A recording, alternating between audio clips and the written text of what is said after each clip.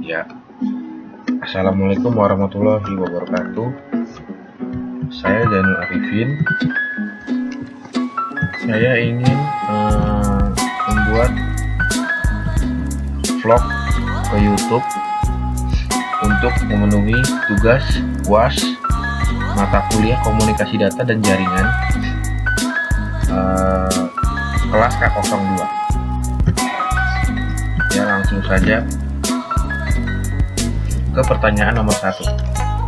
Nomor 1, gambarkan serta jelaskan cara komunikasi protokol TCP. Ini berikut gambar dari komunikasi protokol TCP. Komputer A sends data melalui aplikasi transport internet network access, lalu ke komputer B dengan melalui network access internet, transport, dan application. Langsung ke komputer receiver data.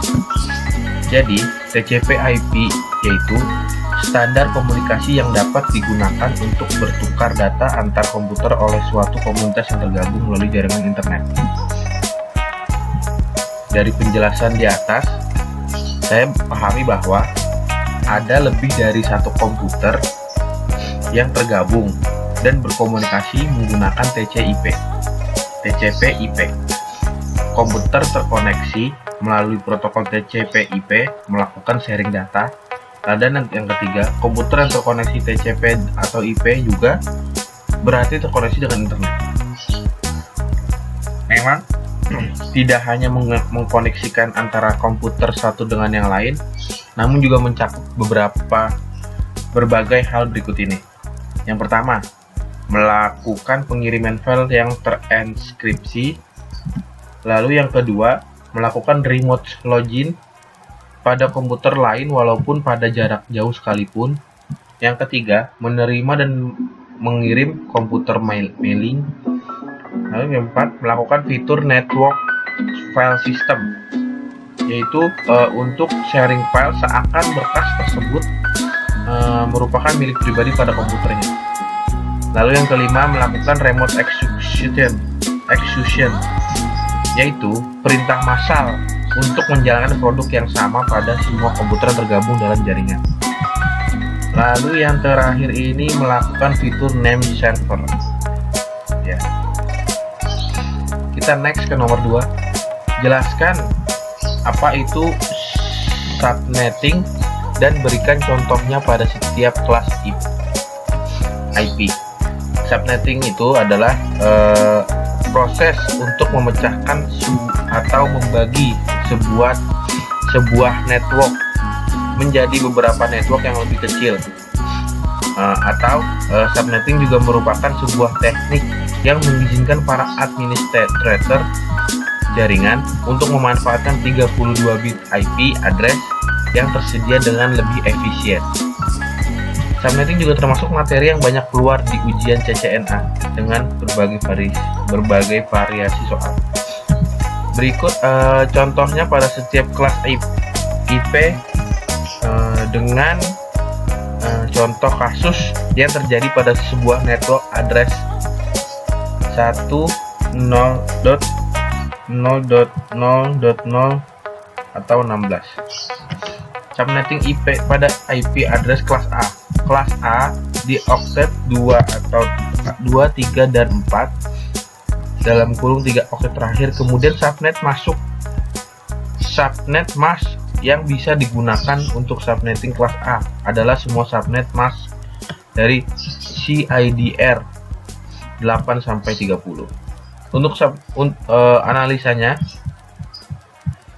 10.0.0.0 berarti kelas A dengan subnet mask 16 berarti dengan satunya itu 2 di berikut atau dalam kurung 255.255.0.0. Perhitungan jumlah subnet 28 sama dengan 256 subnet. Jumlah host per subnet 216 min 2 sama dengan 65534 host. Lalu ada blok subnet sama dengan 256 min 255 sama dengan 1. Jadi subnet lengkapnya itu 01234 etc. Lanjut ke nomor 3. Beri penjelasan terkait perbedaan standar Wi-Fi 802.11a, 802.11b, 802.11g. Yang pertama ini 802.11b ya. IEEE menciptakan standar lanjutan yang dinamakan 802.11b yang mendukung bandwidth mencapai 11 MB per second. Masih bekerja pada frekuensi 2,43 GHz. Seperti yang kita ketahui, frekuensi 2,4 GHz merupakan frekuensi radio yang tidak diatur sehingga dapat menimbulkan gangguan dari perangkat elektronik lainnya seperti microwave, televisi, perangkat lainnya yang menggunakan frekuensi 2,3 GHz.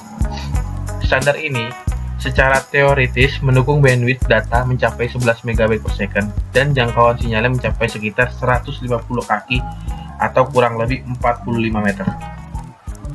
Yang kedua, ini ada 802.11a.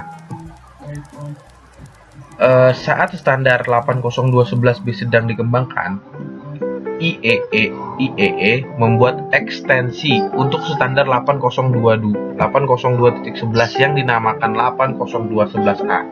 Ini yang kedua ya. Standar ini sudah mendukung bandwidth data mencapai 54 MB per second dan menggunakan frekuensi 5 GHz. Jadi semakin tinggi frekuensi itu semakin pendek jaringan sinyalnya. Jangkauan sinyalnya makin pendek. Dikarenakan berjalan pada frekuensi yang berbeda dengan standar 802.11b, kedua teknologi ini tidak kompatibel satu sama lain. Nah, yang terakhir ini 802.11g. Standar dengan menggabungkan kelebihan masing-masing. Jadi standar ini menggabungkan antara 802.11a dan 802.11b. Standar ini mendukung bandwidth 54 MB per second dan menggunakan frekuensi 2,4 GHz, yang berarti memiliki jangkauan sinyal yang luas. Perangkat dengan network adapter yang mengadopsi standar ini juga kompatibel dengan standar 802.11b. Begitu juga sebaliknya. Oke, soalan terakhir di sini, jelaskan peluang dan tantangan serta keuntungan menggunakan cloud computing. Cloud computing atau komputasi awan memberikan peluang baru bagi dunia informasi untuk memperluas cakrawalanya. Inovasi teknologi ini juga menjadi paradigma baru dalam hal pemanfaatan komputasi dalam berbagai bidang dalam kehidupan. Mulai dari segi politik, mulai dari ekonomi, hingga sosial budaya. Perkembangan baru ini juga telah mengubah cara pandang masyarakat terhadap informasi. Terlebih di era informasi ini, di mana informasi dipandang sebagai cara hidup lifestyle bagi sebagian besar orang, terutama bagi mereka yang hidup mencari informasi. Ada 6 tantangan terberat cloud computing, antara lain pengertiannya itu sendiri, masalah keamanan, privacy, ketersediaan bandwidth, dan infrastruktur dan frekuensinya. Tantangan terbesar cloud computing ini adalah pengertian apa itu cloud computing itu. Karena masih banyak pihak yang belum mengenal apa itu cloud computing. Lalu, masalah keamanan dan privasi yang mendapat banyak sorotan masyarakat. Ketersediaan bandwidth.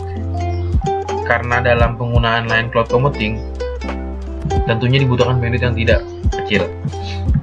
Lalu jaringan infrastruktur juga merupakan salah satu unsur yang paling penting dalam pengimplementasi teknologi cloud computing di Indonesia.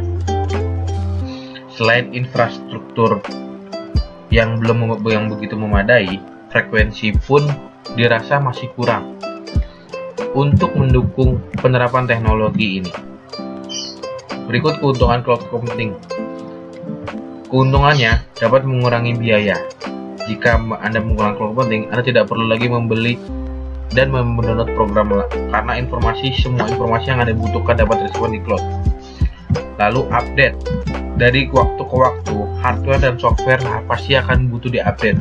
Dengan cloud, semua software akan terupdate secara otomatis.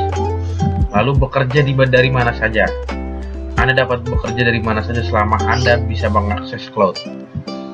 Dan tidak perlu dibawa kemana-mana banyak hard disk dan sejenisnya. Lalu instalisasi yang mudah. Proses instalasi cloud computing ini cukup mudah ya. Lalu yang terakhir ini, keuntungannya ini waktu respon yang lebih cepat. Dengan mengakses via cloud akan lebih cepat untuk mendapatkan informasi yang dibutuhkan. Ya, sekiranya vlog saya untuk tugas UAS kali ini, kurang lebihnya mohon maaf. Wassalamualaikum warahmatullahi wabarakatuh.